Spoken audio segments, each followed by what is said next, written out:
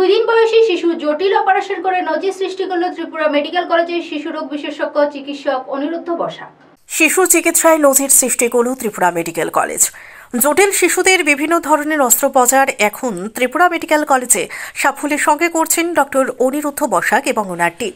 বেশ কিছুদিন পূর্বে দুদিনের এক শিশুর জটিল অপারেশনের পর বর্তমানে শিশুটি সুস্থ থাকায় সাংবাদিকদের সেই বিষয়ে অবহিত করেন ডক্টর অনিরুদ্ধ বসাক। জানা যায় ডম্বুরের বাসিন্দা রিমা চাকমা তার পুত্র সন্তানের জন্ম দেয় গন্ডাছড়া হাসপাতালে।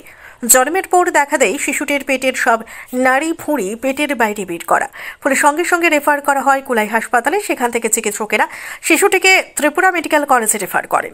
ত্রিপুরা মেডিকেল কলেজের শিশু বিশেষজ্ঞ অনিরুদ্ধ বসাক শিশুটিকে দেখে তার অস্ত্রোপচারের সিদ্ধান্ত নেয়। 2 দিন বয়স শিশুটির অস্ত্রোপচারের পর শিশুটি এখন বর্তমানে সুস্থ অবস্থায় আছে বলে জানান চিকিৎসক। আগরতলা থেকে নিজস্ব প্রতিনিধি রিপোর্ট, নবীন ত্রিপুরা। আমি doctor Anirudhha Basak, associate professor, TMC হাসপাতালে, ডিপার্টমেন্ট অফ জেনারেল সার্জারি। আমি বেসিক্যালি পেডিয়াট্রিক সার্জন। তো এখানে আমি একটা কেসের ব্যাপারে বলতে চাই, যেটার স্পেশালিটি হচ্ছে কেসটা খুবই রেয়ার। এটাকে বলে গ্যাস্ট্রোস্কাইসিস। আমরা মেডিকেলি এটাকে বলি গ্যাস্ট্রোস্কাইসিস। যে অবস্থায় বাচ্চা জন্ম হওয়ার সময়ই পেটের মাংসপেশিগুলো থাকে না, জন্মগতভাবেই মাংসপেশিগুলো থাকে না। তো তার কারণে পেটের ভিতরে যেই সব নাড়িভুঁড়ি আছে এগুলো সব পেটের বাইরেই থাকে। তো এই বাচ্চাও সেম, গত 29 জানুয়ারিতে বাচ্চা জন্মেছিল গন্ডাছড়া হসপিটালে। তো ওখানে জন্ম হওয়ার পরে এই অবস্থা দেখে বাচ্চাটাকে রেফার করা হলো কুলাই হাসপাতালে। তো কুলাই হাসপাতাল থেকে বাচ্চাকে সেম এই অবস্থা দেখে কোনো কিছুই ওরা কিছু করতে পারলো না। তো ওখান থেকে সে রেফার করা হলো টিএমসি হাসপাতালে, আমাদের হাসপাতালে আমার আন্ডারেই রেফার করা হয়েছিল, পেডিয়াট্রিক সার্জারি আন্ডারে। তো বাচ্চাটাকে ভর্তি করার পরে যখন আমি দেখলাম বাচ্চাটা রিয়েলি গ্যাস্ট্রোস্কাইসিস ছিল এবং খুবই ইমার্জেন্সি অপারেশন খুবই দরকার ছিল, না হলে বাচ্চাটা সেপসিসের কারণেই মারা যেত। তো এই অবস্থায় আমি বাচ্চাকে ভর্তি করার পর 2 দিনের মতন রেখেছি ফর ইনভেস্টিগেশন। তো ইনভেস্টিগেশন করার পরেই ইমার্জেন্সি পারপাসে আমরা অপারেশন করলাম। অপারেশনের মধ্যে আমরা যেটা বইয়ে লেখা আছে বগোটা ব্যাগ, তো এখানে তো বগোটা ব্যাগ অ্যাভেলেবল না। আমরা ইউরো ব্যাগটাকে মডিফাই করে এরকম বগোটা ব্যাগ করে তারপর অপারেশন করে এখন বাচ্চার বয়স হচ্ছে মোটামুটি 1 মান্থ। এখন বাচ্চা সুস্থ আছে। Now patient is fit to discharge.